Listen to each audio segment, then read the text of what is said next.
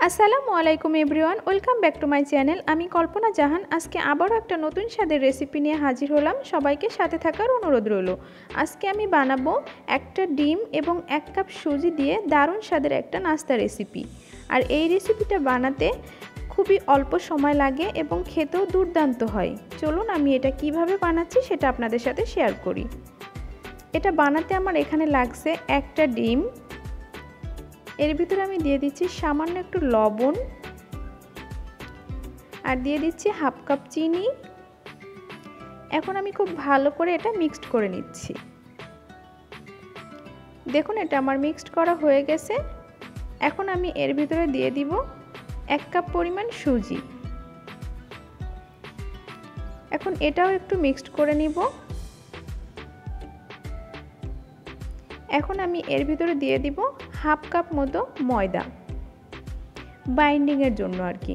এখন আমি খুব ভালো করে হাত দিয়ে একটা সফট ডো বানিয়ে নিব। এটা হাতের সাহায্যে করতে হবে। দেখুন ডোটা আমার হয়ে গেছে। এ পর্যায়ে আমি 2 টেবিল চামচ সয়াবিন তেল দিয়ে দিচ্ছি। এরপর আমি আরেকটু মথে নিচ্ছি। এখন আমি এই ডোটা 10 মিনিটের জন্য ঢাকা দিয়ে রেস্টে রেখে দিব। 10 মিনিট পর ফিরে আসলাম। এখন দেখুন আমি একটা ছোট বল বানিয়ে একটা ছুরির সাহায্যে ছুরির ব্যাক সাইড দিয়ে একটু ডিজাইন করে দিচ্ছি। এই যে দেখুন আমি কিভাবে ডিজাইন করেছি। আর এখানে আমি নিয়েছি সাদা তিল, ওই সাদা তিলে একটু কোট করে নিচ্ছি। আমি আবারও দেখিয়ে দিচ্ছি। দেখুন ঠিক এভাবে একটু ডিজাইন করে নিচ্ছি। এরপর আমি তিলে একটু কোট করে নিচ্ছি।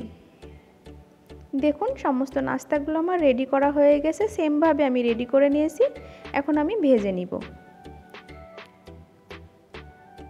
দেখুন আমি ঠিক এভাবে মিডিয়াম হিটে একটু গোল্ডেন ব্রাউন করে ভেজে নিয়েছি। এই যে দেখুন আমার নাস্তাগুলো রেডি হয়ে গেছে। দেখতে কতটা সুন্দর লাগছে এবং খেতেও খুবই মজার হয়েছে। আমার ভিডিওটা যদি ভালো লেগে থাকে তাহলে সবাই এটা সাবস্ক্রাইব, লাইক, কমেন্ট, শেয়ার করে দিবেন। আর সবাই ভালো থাকবেন। আসসালামু আলাইকুম সবাইকে।